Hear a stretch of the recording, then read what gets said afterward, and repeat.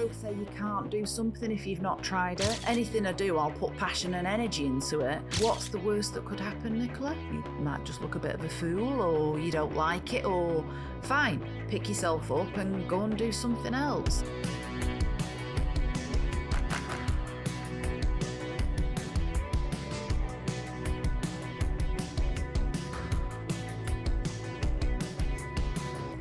From Ministry of Work, welcome to Greater Manchester's Greatest Minds, the show about Greater Manchester's pioneers, entrepreneurs and visionaries, and the stories that brought their ideas to life. I'm Eddie Whittingham, and on today's show I'm joined by Nicola Collister, consultant, investor and transformation leader with a career spanning some of the UK's biggest brands. Born in Manchester and raised in Stockport, Nicola grew up in a hard-working, working-class family where independence came early. By her teens, she was earning her own money, driven by a curiosity that would shape every step of her journey. That curiosity led her from the RAC, where she broke barriers as one of the company's first female managers, to senior leadership roles in retail, logistics, and e-commerce during the dot-com boom. In 2012, Nicola took the leap into entrepreneurship, co-founding her own consultancy and later investing in startups across tech, AI, and food and drink. Today, she brings the same energy to mentoring founders, advising boards, and speaking on stages across the UK. Yeah, so I was actually born in Manchester, but I'm from Stockport originally. So my family are all from Stockport. So yeah, very, working class family, really hard working class family. So both my parents worked, had, jobs 5 days a week, sometimes 6 days a week. And grandparents, so spent a lot of time with my grandparents as well. So yeah, good, a good family life, but yeah, proper working class background. Working class values, yeah. What did your mum and dad do? So my father used to manage factories, so food manufacturing factories, and my mum worked for Mother's Pride, the bakery. So worked in the general administration offices before moving into the NHS. And what was sort of early years in terms of like school and things like that? Were you particularly academic? Did you care much for school? Yeah, I mean, in fairness, I was always, classed as quite bright. So, I always did well at school. So I actually enjoyed school. I enjoyed, the people I went to school with. I enjoyed school. But I was probably always a bit too curious. So I didn't like to stick at one thing. I liked to do lots of different things. So yeah, again, had, good, good school, good background. So some good friends. So yeah, and enjoyed it. But I was probably always, I think, particularly from both my parents and my grandparents, definitely had this, the probably morals and of working hard. If you want something, you need to work hard at it. Was there an expectation from the family that you'd go to university and things like that? Yes, definitely. So definitely. I actually got into grammar school, into Stockport Grammar School, so I got paid. So because my parents couldn't afford to send me to grammar school. But actually turned it down because I didn't want to do that. I almost felt like I wanted to prove to myself and fend for myself type thing. So I went to a very good all-girls school. But yeah, probably, I don't know, some interesting decisions that I might have made when I was younger. Quite young, that's quite a that's like the age of 12, 13. Yeah. No, I don't want to do that, even though I did pass the examinations. And did you go on to university? I was going to do, but no, I decided at the 11th hour, and I got into Manchester University, but I decided not to. And the reason for that is I'd also, from the age of 12, 13, had part-time jobs. Yeah. And again, because I wanted to earn my own money. And also, whilst I got bits of pocket money from my parents and grandparents, I wanted to, sort of earn my own money. And I always remember my grandfather saying, well, there's a route to doing that, which is get yourself a job. So I worked at a florist and I worked at Stockport markets at a weekend, selling flowers. So I used to stand there with bouquets of flowers going, buy these for £3 or whatever it was at the time. And I used to work Tuesday evening, Thursday evening, and all weekend. So, but as a 13, 14-year-old then, I had quite a lot of money. Yeah. So I could buy my own clothes at the time, records, went to the record shop, bought my own records, so makeup, all of these things. So I think, again, that drove quite a lot of independence from quite an early age. It's amazing what it teaches, I think, getting a like getting jobs and responsibility that early, Yeah. it just sets you up so well in terms of work ethic and everything Absolutely. So I think back to your question, I was going to go to university and I went to sixth form college, etc., etc. So was absolutely intention was to go to university, and probably much to my parents' horror, although in fairness they were fine with it. They went on holiday and I decided I wasn't going to university because I'd actually then I went and got myself a job at the RAC. So the Royal Automobile Club, the RAC now, at their main office in Stockport. And that was working in travel and tourism, which is what I thought I wanted to go into. So interesting. What made you decide no to uni and to even apply for that job at the RAC? What was going through your mind? Because I don't actually know what was going through my mind. I think it was just this drive to earn money while I was learning. So I think my view was, well, if I go and get myself a job, surely you'd be getting training and development, and possibly I can go back to uni then. So I don't actually know what was driving my thinking, other than I'd got independence, I was earning money. So for me, it was I'm a hard worker. So if I work hard, I'm keen to learn. I'm very curious, and I always have been very curious about different things. So I'm good at learning. I'm quick to learn, work hard. And why don't I earn some money while I'm doing that? I had so many of my friends then that were going into university and carried on and got the degrees and so on, but they're in so much debt. So for me, I've always had a big probably fear of owing money and being in debt. And I don't know whether that's come from just being in a working class family, who have never really been in any debt, by the way, but obviously other than mortgages and probably car loans. But I think it's always this, you've got to pay your way. So, you should be buying things if you've got the money to do that. I've never been if you don't have the money. So I joined, but the RAC was a great company to join because they actually agreed for me to then go on and do my studies in travel and tourism, which I did do. But at the same time, interestingly, just before joining the RAC, I did some work experience, which my uncle helped me get at an airport. And I absolutely hated it. So I hated the whole travel and tourism piece and thought, actually, I don't want to do that. I don't want to do that. So even though I carried on with the studies at college then to do travel and tourism, so I got my Cotac General in travel and tourism and worked in the travel office at the RAC, I always knew actually that's not what I wanted to do, but I just knew it was a fantastic brand. It was a great company to get into. They were very supportive of training and development and learning, and I moved then from there into operations. I actually got made redundant after 18 months of my first, sort of full-time working career, because they closed all the travel offices down. But again, I knew it doesn't matter, because I know I want to go into operations, and I'm going to be a manager. That's what you found a bit of a passion for, presumably. Yeah. I really enjoyed the probably sort of diverse nature of the workforce. They've got call centres, they've got engineers, contractors all over the country, offices all over the country. So I just knew it was a good company, and they really invested in people, and they had what was called a leadership program. So I'd set my stall on, I'm going to get myself on that leadership program. And I was one of the first female appointed managers in the RAC, to the point where the unions actually put a complaint in. How could a woman so young, who hadn't got an engineering background, be a leader of people? So interesting, fascinating. Wild, isn't it? That's the unions. Yeah. Oh, crikey. Well, times have changed, thankfully, slightly. Absolutely. Yeah. So obviously you got made redundant from that role. Hopefully nothing to do with the unions. No. And then what came next? So I ended up staying at the RAC for 8.5 years. So I moved then into what's known as call centres. So I actually moved into the call centres, and that's where I got a leadership role. So I started running in effect what's called customer experience teams now. So I was running customer service teams. I then went on to actually, there was a program then where they were closing local sites down. So I lived in a number of places. I lived in Northern Ireland for a time, up in Scotland, at the Scottish office, the Glasgow office. I've worked down in Bristol, in Birmingham, so down in London. So I worked all over the country when I was at the RAC. And then they went through a program of closing the local offices down and building the big super centres that they've got today. So there's a big one in Walsall, one in Bradley Stoke.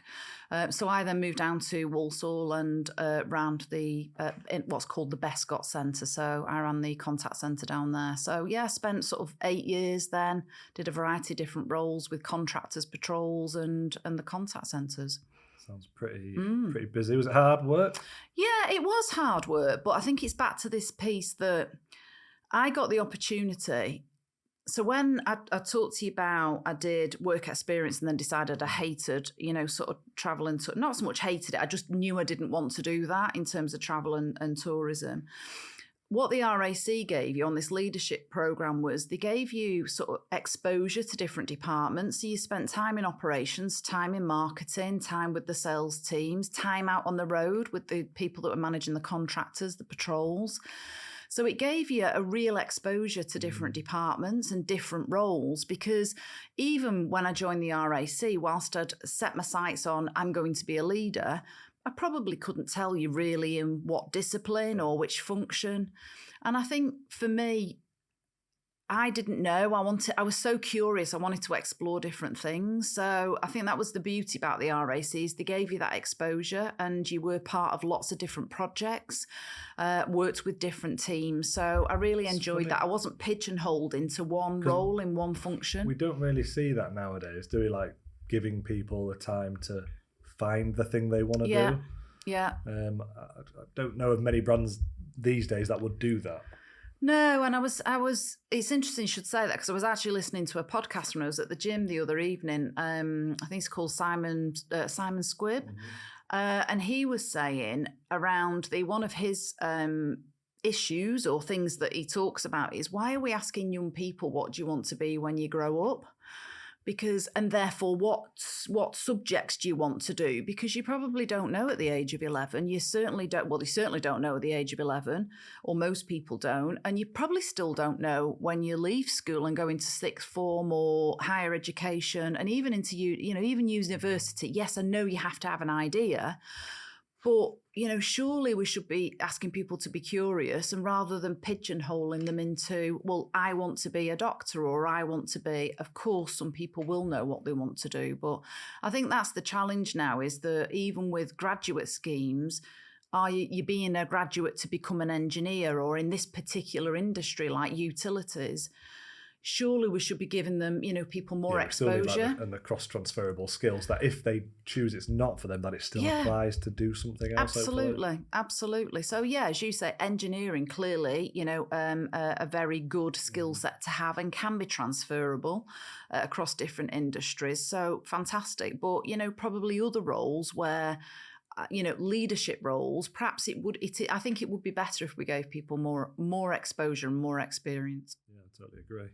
So how did your time at RAC come to an end, and what triggered you to move on? I ended up, so I'd been there about 8.5 years, I think it was, before, and I chose to leave. I was being asked to do a particular job. So I was asked, did I want to move into the sales teams, running some of the big corporate accounts. So again, I was given, opportunities to do different things, or I could continue sort of running the Bescott site. And at that point, really, again, it's probably back to my, I probably get itchy feet and a bit curious, and I want to do different things. I was contacted by a headhunter for what was called a catalogue business in Manchester, so a company called M. Brown, J.D. Williams, who were going through a big sort of transformation. So it was at the start of the dot-com boom. And I was just, again, curious about that, because I thought, I've not worked in retail. I've just been in the services industry. Actually, it might be good to get into a different sector, go and learn a different sector. So I ended up accepting a role there and moving back up to Manchester. And what was the role? So again, it was running their contact centres. So very large contact centres, actually. So, J.D. Williams, had about 1,500, 2,000 people. So across a variety of different sites in Bury, Greater Manchester, with outsourcers. So again, it was modernising and transforming their customer service, their contact centres, and then the role transitioned into customer experience, because that was becoming the new buzzword then, thinking about the entire customer experience. So I did that, and then I moved into a transformation role, so running all of the change programs, and actually set up a shopping channel. So interesting. Yeah. So again, did probably 2 or 3 different roles. I was with M Brown for about 8-9 years. So quite a senior leader at this point. Yeah, part of the senior leadership team. And tell me more about the other roles that you had in your career.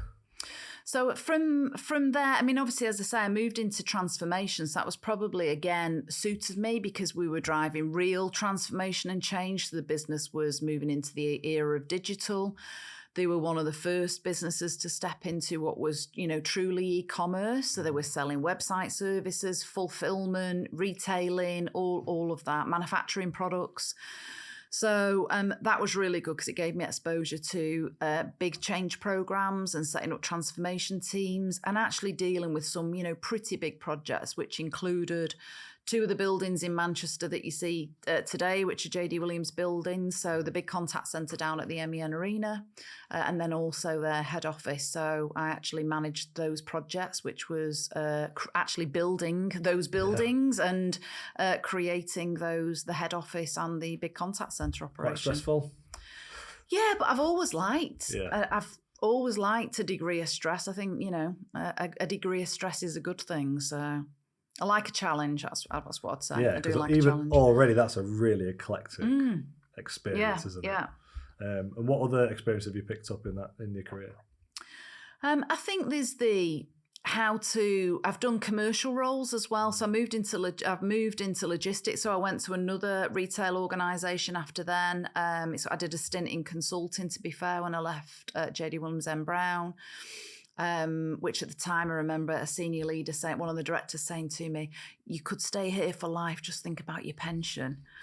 And in my late, probably mid-30s, I was like, I'm probably a bit too young to think about it. I've been paying into my pension. I know that's important, and I've always been very money conscious and making sure, I've got the right security. But I was like, I think I might want to take a few more risks than staying here for another 20, 30 years of my life. So, and it's back to that. I'm too curious. So even though I had done 8-9 years there again.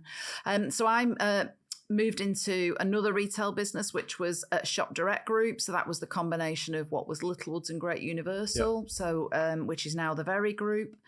And as part of that, working for the Barclay Brothers Group families, I moved into Yodel. So again, I did a senior operations role there in Yodel, and then Arrow Excel. So I've done quite a lot in logistics, but in both operational and commercial roles. So it's Arrow Excel. I did helped form the proposition, worked with the chairman and the chief exec around the strategy. I actually ran IT for my sins. I've never run IT in my life, but I had a great IT director. Did IT transformation and so on. And all that cumulative experience, what's that led you to now? What do you do now? So from there, then I've actually done I've done a couple of chief operating officer roles, chief commercial officer roles. But about 11 years ago, I formed my own consulting business.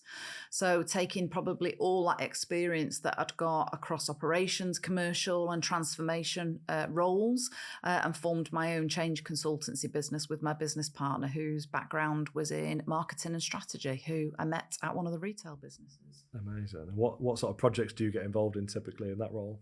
So it can be a variety of different things, from companies who have got a clear idea about their strategy and their proposition, but they then haven't got a plan to execute it.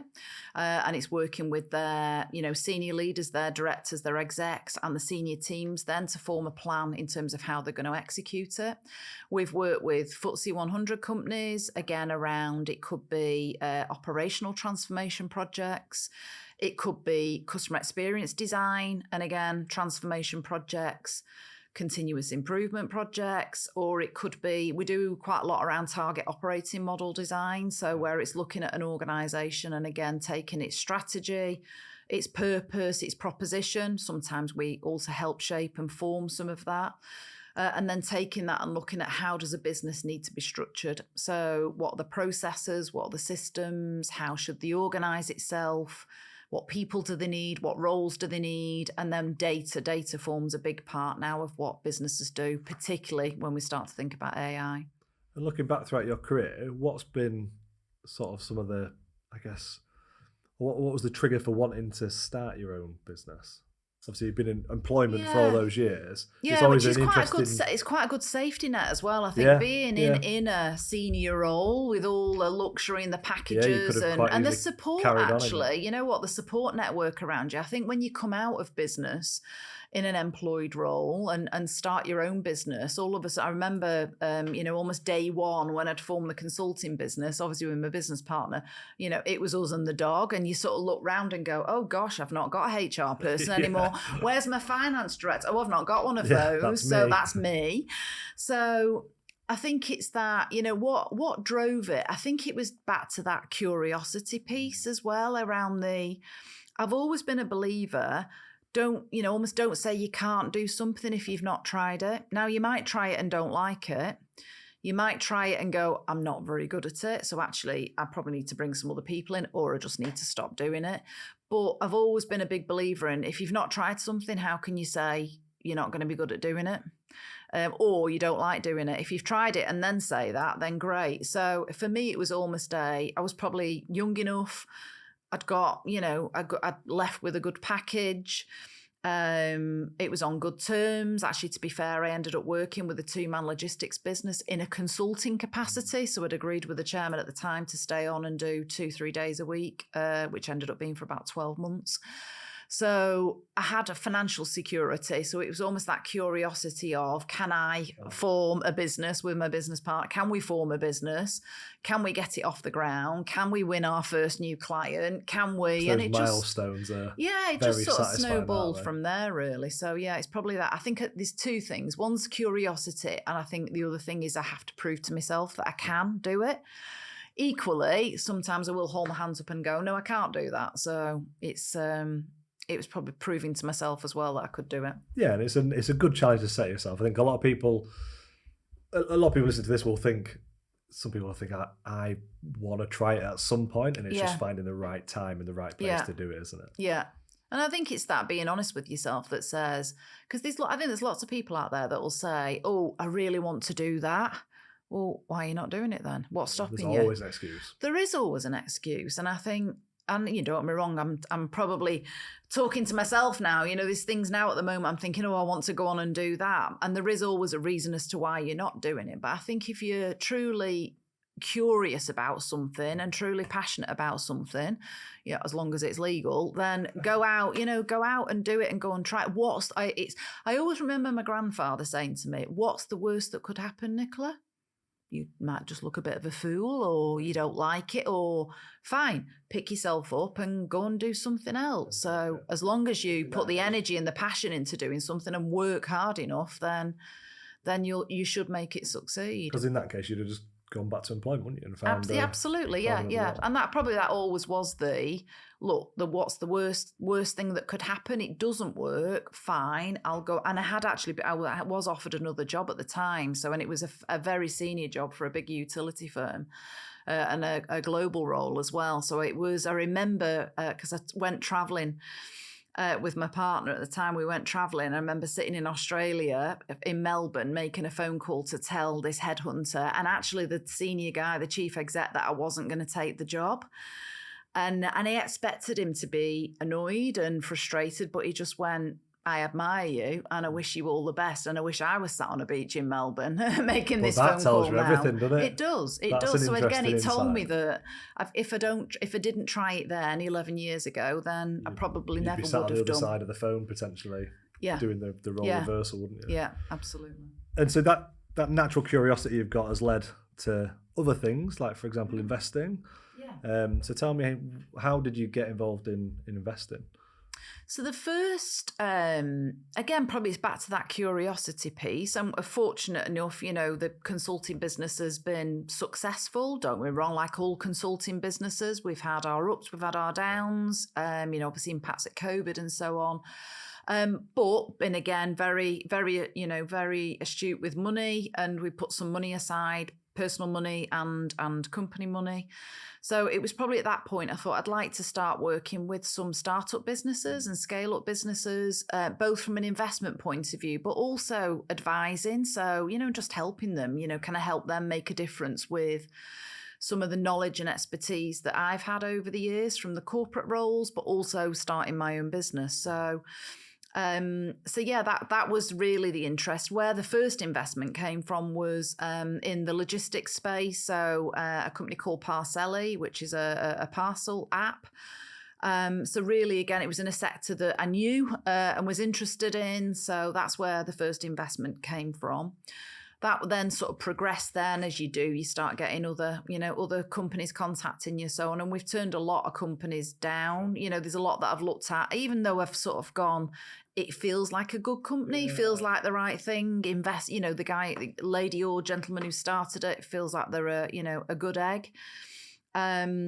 It's not felt like it's been something I've really wanted to be involved in. So it is something that I need to feel passionate about. Some probably relate to something. So the businesses that have either been tech businesses, another business is Just Move In, Borrow My Doggy. I've got a dog. Self-explanatory, isn't it? Absolutely. Just Move In is a move-in platform where, again, if you are moving, just put all your details in and they do contact all the companies for you. You can get better deals on broadband, etc. So yeah, if you are moving home, check them out. So that's Just Move In. A couple of businesses that haven't been successful, but that's the thing. That's the risk, the nature of the risk that you need to take with financial investments. So, and then a data and AI business. So that's a Manchester-based business that we've done quite a sizable investment in. And then more recently is a food and beverage business. So Hip Hop, which is a kombucha and soda drink, who's going absolutely great guns. So if you've not tried it, do try it, and it's good for your health. Absolutely, Hip Hop, yeah, good for your health. But no, they're again two incredible founders that we met. That again, Greater Manchester business, live locally. Incredible founders and are on a huge trajectory of growth. So in all the major supermarkets now. So that the reason why we did that one is, again, probably back to my retail days, is everything else we've done has been a tech or a data type thing, even though Borrow My Doggy is what it says. Sure. It's a platform. It's a platform. Product, isn't it? I always like the touch and feel of product. I like making things. I've always been quite creative. I like, when I did the shopping channel, we had a big craft section on the shopping channel. So I've always loved that type of thing. My grandmother was a dressmaker. And when I was younger, I used to sit there making clothes with her. So there's probably that element that comes from that. Big gardener, big baker. So Hip Hop for me was one, just because the founders are incredible. 2, it was a local business. 3, I've actually got problems with my stomach, so gut health's actually really important to me. And then 4 was it's something physical. Yeah. Every time there's something quite special about a physical product. There is, and I've got fridges full of Hip Hop. All my friends get gifted Hip Hop when they come round, and it's, in fairness, it's a great drink. But it's I feel good picking up a can while I'm working, and I'll take cans to work, to clients with me, and I think there's something nice about having something physical. What is it that stands out? You mentioned like they were amazing founders. What is that sort of the bit you probably can't put in a bottle that you can't capture? How would you describe that? What makes an amazing founder? I think it's passion and energy. I think there's an aura about certain founders, and I've probably had a little bit of that in myself, to be fair. Anything I do, I'll put passion and energy into it. So I think for me, it's that clearly they need to know about the subject, the product, whatever it is that they're doing. But I think it's that passion and energy. They're going to go the extra mile.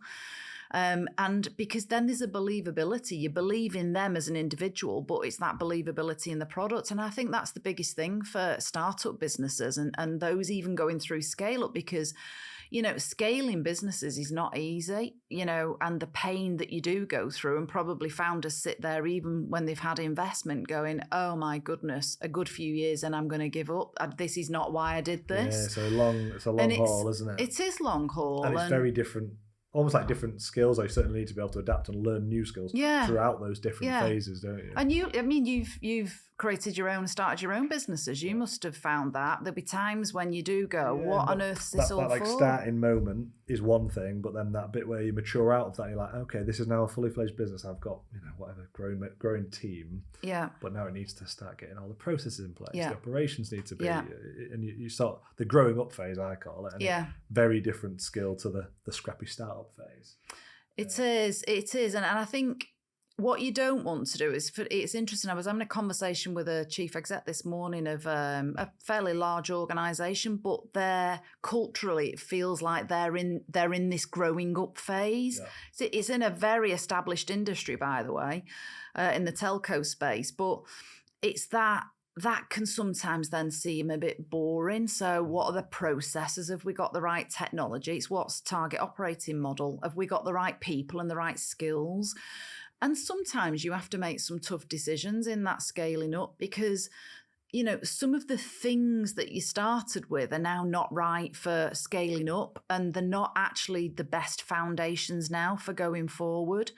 And actually, that's really hard. I've had that with my own business. That's really hard when you have to go, but that person's been with me from day two. And I've always done it. I've always done it like that. Mm-hmm. And actually, I think that's the hardest thing for founders and for chief execs is to go, I know it was right then, and I know I've put a load of time and effort into people, processes, technology, but I think the hardest bit is going, but it's not going to be right going forward, so I need to make some tough decisions now.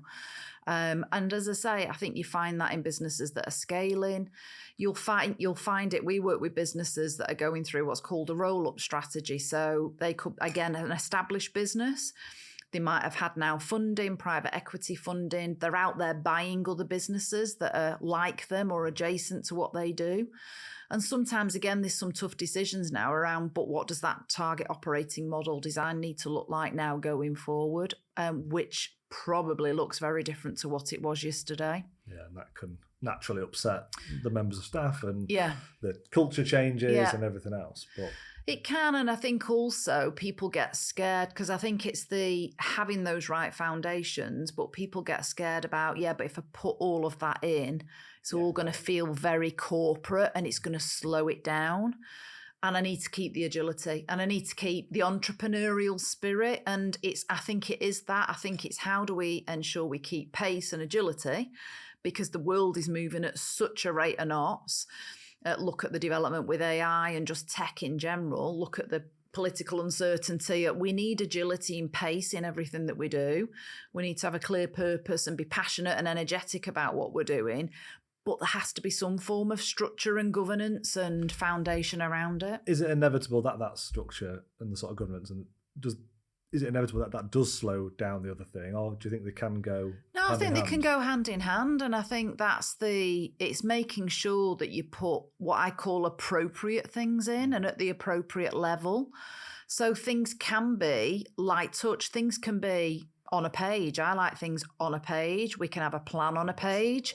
We can have a strategy on a page. You know what? We can have a governance structure on a page. It doesn't need to be, a 200-page, 200-slide deck that you might get from, other big firms. So I think it's keeping things as light as they need to be, as simple as they need to be, with the right structures, but absolutely, how do you maintain that entrepreneurship or intrapreneurship? How do we keep that pace and agility and ideas? So how do we continually keep those ideas flowing? And I think it's getting that balance, which isn't easy because any business, whether you're a startup, scale up or established business, every business is looking to grow revenues, grow EBITDA. We're obsessed with growth, aren't we? Just as a nation, as a global economy, we're just obsessed with growth. So, but we should, growth is a good thing as long as it's being done sustainably and being done in the right way. And where else has your curiosity taken you that we might not have covered all, or where do you think it might take you in the future?